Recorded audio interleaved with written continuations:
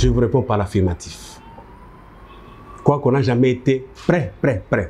Mais en tout cas, pour commencer le 23, ben écoutez, nous sommes prêts. Le football nous a beaucoup manqué. L'ambiance du stade nous a beaucoup manqué. Heureusement qu'avant le championnat, un grand événement a précédé ce moment, qui nous a mis pratiquement dans le bain. Donc il n'est pas question que nous manquions cette occasion. Il faut que nous reprenions avec le foot. En tout cas, nous sommes prêts. Nous avons été instruits pour que nous commencions le 23. Écoutez, c'est vrai que le 23, c'est mercredi. Ben, il reste que vous aussi, vous nous aidez avec les conférences d'avant-match, les arbitres. Nous allons nous réunir avec les désignations sont faites, les commissions ont été déjà nommées. Ben, écoutez, nous sommes prêts pour commencer le 23. Nous avons sorti le calendrier, ça fait plus ou moins 3 semaines.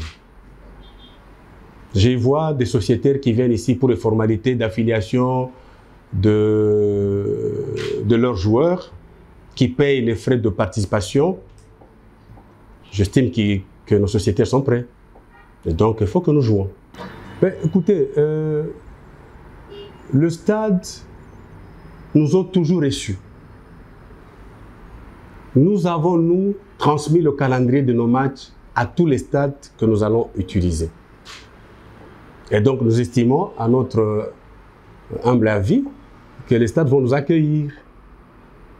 Pour accueillir non seulement les matchs, mais aussi le public sportif qui viendra. Et surtout, en ce qui concerne Kinshasa, nous avons 2 stades qui ont été rénovés. Nous voulons dire un très grand merci au président de la République, le premier sportif congolais, qui a aidé la rénovation plutôt du stade Tata Raphaël, et également la rénovation du stade stade Martyr. Et nous avons l'obligation d'aider les gestionnaires à maintenir ce stade en bon état. Et donc, nous voulons vraiment nous aussi inaugurer ce qui a été rénové avec nos joueurs, avec le public sportif, avec un seul mot d'ordre. Hein.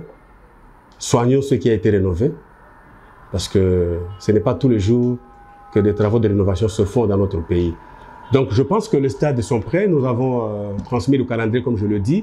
Et donc, pour nous, à partir de mercredi, dans tous les stades de notre pays, le football doit vibrer. Et il vibrera. Déjà, au niveau de la INAFOOT, nous avons notre commission de sécurité. Ça fait quelques jours que nous nous réunissions pour en parler et préparer effectivement la reprise du championnat. Mais pas plus tard que hier, nous nous sommes déplacés, quelques membres de la commission de gestion. Nous sommes partis rendre visite au général Kilimbalimba, au commissariat de la police de Kinshasa et Pékin. Et nous lui avons fait part de notre souci de voir la police venir sécuriser les matchs, le public, mais surtout nous aider à garder les infrastructures qui viennent d'être rénovées il n'y a pas très longtemps en bon état. Le feedback que nous avons eu de lui nous a beaucoup encouragés.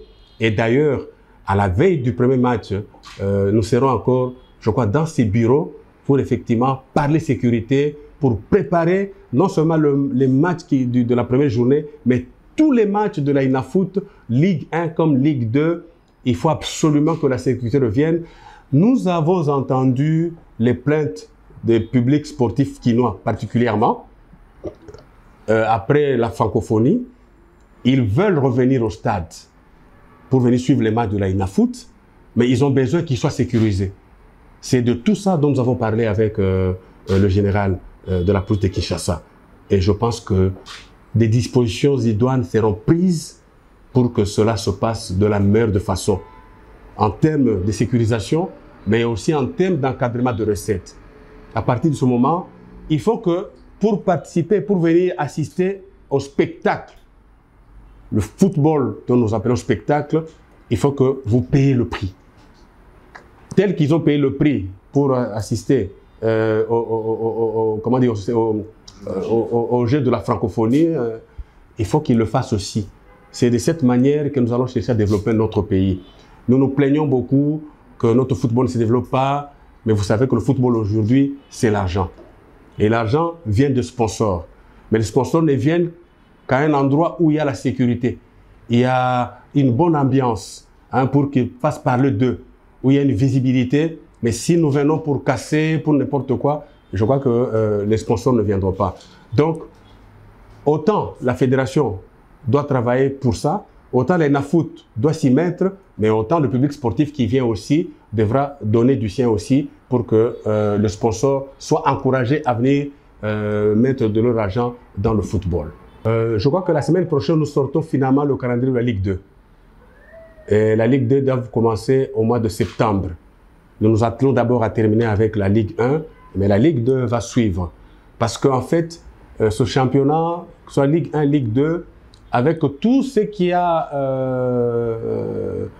comment dire, qui s'est passé la saison passée, en termes de moyens financiers, en termes du format du championnat, nous avons résolu effectivement de faciliter la tâche au club pour question d'argent, mais aussi Ligue 2. Donc, il faudrait que nous ayons de réforme en réforme. Mais cette saison, la l'ENAFOOT commence avec la Ligue 1 la semaine prochaine, donc le 23. Mais je crois au mois de septembre, nous allons commencer avec la Ligue 2. Donc, les amis qui adorent la Ligue 2 seront servis incessamment. Nous étions dans le format championnat direct, qui, à notre humble avis, nous pensons que c'est le meilleur format qui puisse exister.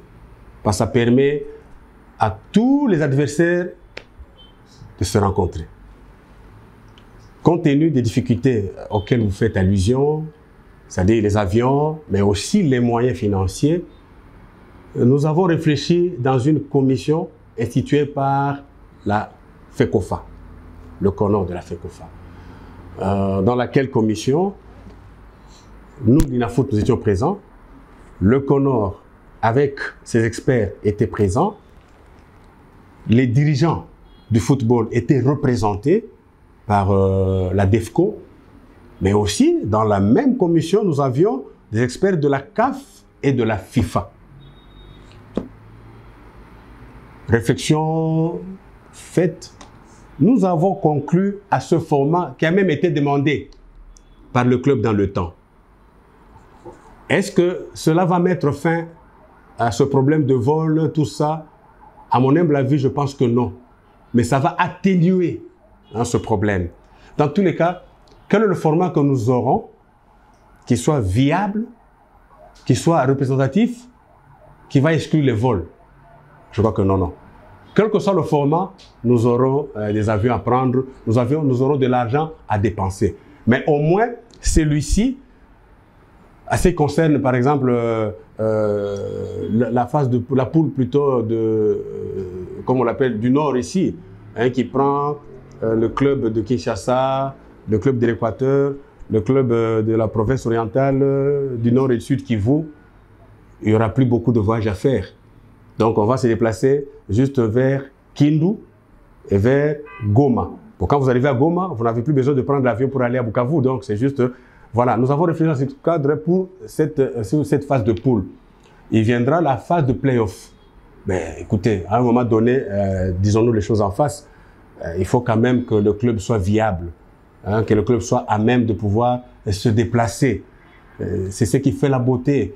Le football, le championnat direct a ceci de particulier, c'est que nous visitons, nous tous, les jeunes gens de Mbandaka, les jeunes gens de Kisangani, de Bukavu, et ainsi de suite, peuvent voir atterrir Mazembe, V-Club, Daring, Maniema Union, Ranger, Kouya, je ne sais pas qui.